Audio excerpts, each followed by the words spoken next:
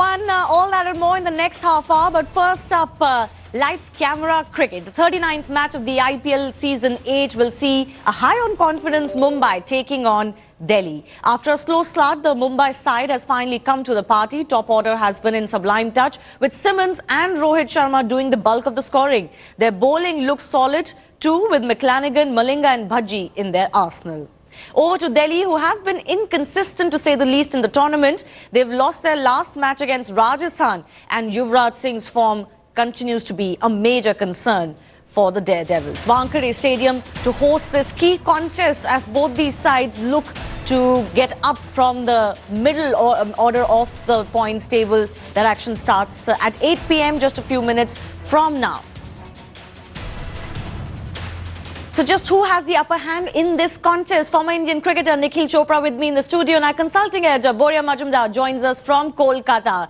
Nikhil, Mumbai have made it a habit of, losing the first few matches and then coming back really strongly. In the 4 matches out of the 5 that they won since that turnaround, the one match they lost to was against Delhi, in fact. How would you rate these two teams? Well, I guess they're getting their combination, their momentum going. And with Mitchell McLanigan coming and doing a decent job with the new ball, it's making a difference. With Lasith Malinga, with the left-arm seamer coming in, Shivani's been able to put some pressure. Now, once that pressure is created, Harbhajan Singh's 4 overs make all the difference. And he's picking up wickets and also restricting the opposition. So in that regard, there's some sort of momentum. The combination is looking good. But I still don't agree to the fact Rohit Sharma batting at number 4. It doesn't make cricketing sense, cricketing logic to me. When you've got that sort of a player in your ranks, he's got to be controlling the game right from the word go, from the top, with Lendl Simmons. And I said that, when he got that 90-odd, and after that, they lost. And then when he was batting at number 4, they won. I said, this is a scary sign for Mumbai because they won with Rohit batting in the middle order. Push comes to shove. This might hurt Mumbai in the later run.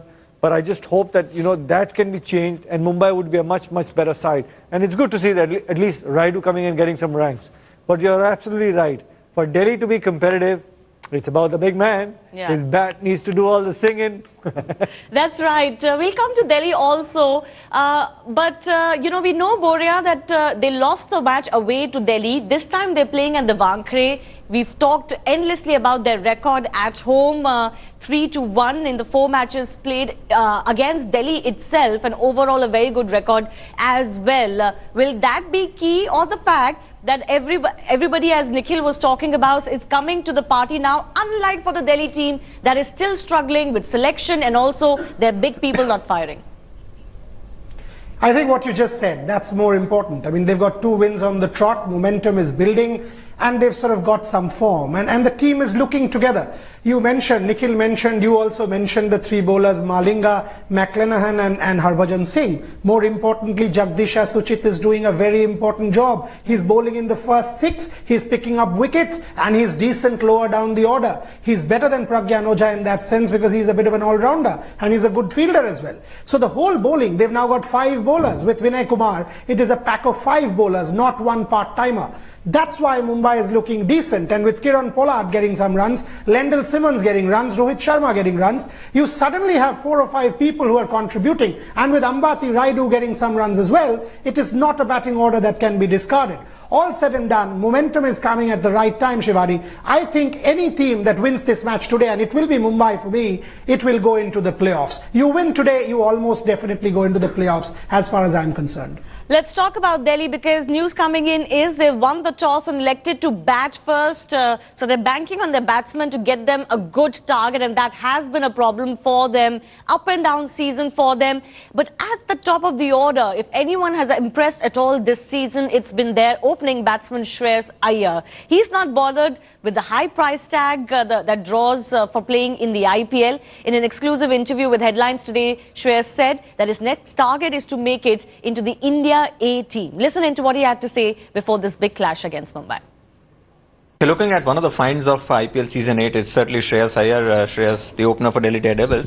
Shreyas, Mumbai boy, playing for Delhi. I mean, I think if you look at the years gone by, the Delhi-Mumbai rivalry that they had, they couldn't even think of it. But I guess times have changed. You take pride in performing against Mumbai as well.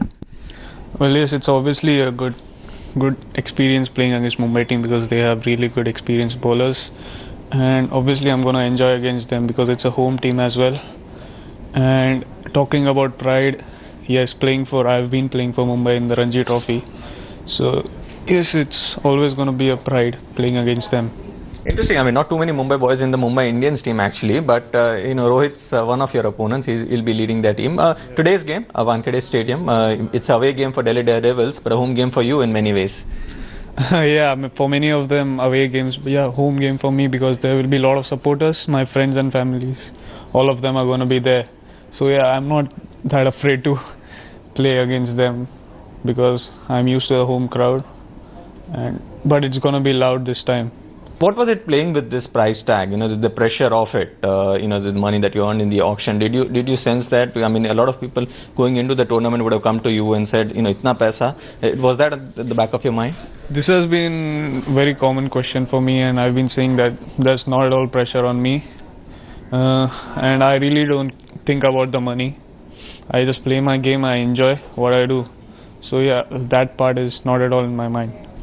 So, the dream year that you had, Shreyas, runs in Ranji Trophy, a lot of runs in IPL as well. Where do you go from your ambitions of playing for India one day?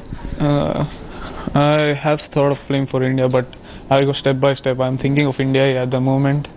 And yeah, I mean, I don't think much about the far. So yeah, one step at a time. Finally, last question. Your thoughts on the team's chances for the playoffs? Need to win a lot of games from here? Yeah, definitely we'll have to win the game, and if we win back-to-back matches, I think that's difficult for any team to stop us. All right, good runs for Shreyas Iyer in this season already, more than Yuvraj Singh, the man that Nikhil Chopra mentioned. But what a find for Delhi and for India possibly in the future, Nikhil. Well, without a doubt. And I think the credit, Shivani, must go to Praveen Amre. Ever since he's taken that assistant coach's job, he's the one who spotted him. Plays for Mumbai, local boy there. He saw that talent, India under-19 kid. So, and the good thing is, in that interview, he said, I don't care about the money. My job is to go out there and get runs. That's the kind of attitude you want from the youngsters. Forget about the money. You do your job, win games, get runs. That part will take care of itself. It's never the other way around. Absolutely. But Delhi have won the toss, selected to bat first. And I have to take this to Boria. Finally, they've included Imran Tahir again into the squad. He is such a crucial player to have around. I mean, just for the positivity that he brings into the team as well, isn't it? His reactions on the pitch, and he gives his 100%. He could be a good addition for Delhi again for Mumbai. He took 3 wickets last time they played Mumbai. I absolutely agree with you. I mean, make no mistake, he's underrated internationally, but he's had tremendous impact for South Africa, tremendous impact for Delhi. So it's a good inclusion, but as Nikhil said, Yuvraj Singh and company have to fire. Without them firing, Delhi will never be consistent. Shivani, very quickly, if I may say, when you're playing the 2 leg spinners in your ranks, on a ground where you know that dew might take effect, why would you want to bat first? Because then the spinners, life gets more and more difficult. Yeah, true. That point could come into effect later as well. All right. Thanks, Nikhil and Boria, for setting up this match for us. Of course, these 2 gentlemen will be back with us later after the match is finished for their expert comments. Let's take a quick look at last night's result now. Hyderabad faltered in the chase of 167 against Kolkata, which the Knight Riders eventually won comfortably by 35 runs, and that win is going to give them a lot of confidence because they're looking to break the mid-order logjam as well. A very good performance from Umesh Yadav, whose first over for Kolkata was the smart over of the day for us. He picked up 2 wickets, giving away just 6 runs and setting up that defense of that target perfectly for the Kolkata Knight Riders.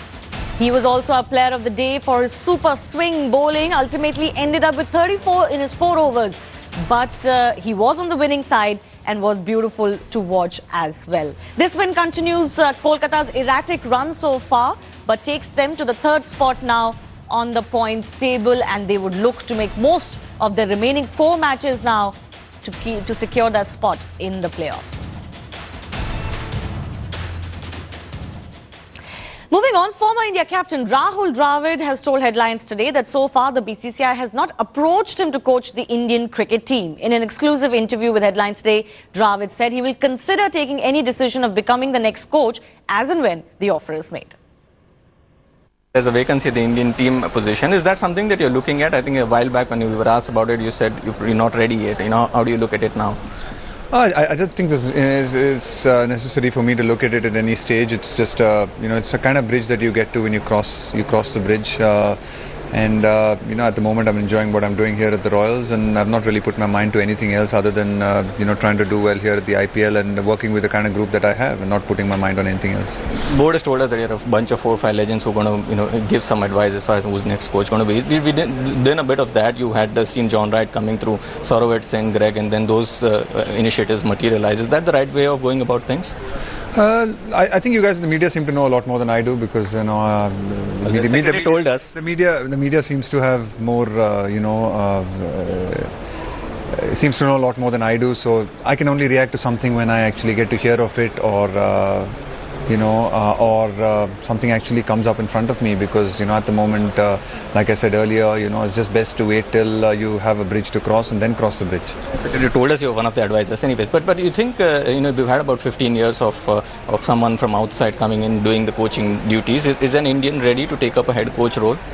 I don't see any coaching job as it should be an Indian or it should be a foreigner. I think that's wrong. I think the Indian team and the players who represent India require the best people to help them out, irrespective of who that they may be. I truly believe that there are good Indian coaches as there are good other coaches, and I don't like to name coaches as Indian or foreigners or thing. I think they're just coaches, and India should try and get what they think are the best people to help them out. Your thoughts on Ajinkya, the way that he's created a space in a crowded middle order where there is also Virat Kohli or Rohit Sharma. He scores tons in England and in New Zealand, scores tons in South Africa, and then comes to the IPL and is the orange cap holder.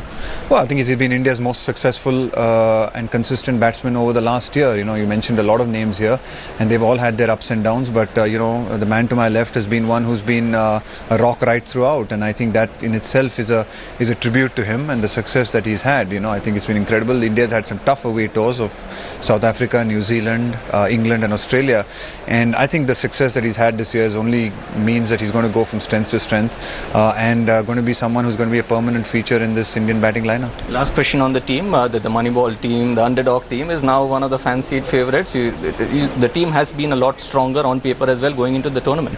Yeah, I mean, I think it's a fair reflection of the way the players have become. We've got the same players. It's not that we've gone out and gone into an auction and picked up some completely new superstars and strengthened our team. I think it's actually the growth of the players that has made us as you may call it, a fancy team, or a team that's had expectations are more in our team, because if you think of the way Rahane has grown as a player, or the way Karun is growing as a player, or Sanju has grown as a player, Stewie has grown as a player, Steve Smith, for example, has grown as a player. I think the players themselves, and you can go through our whole list, they have grown and become better players, and so the expectations on the team have grown. Players haven't changed and the team really hasn't changed.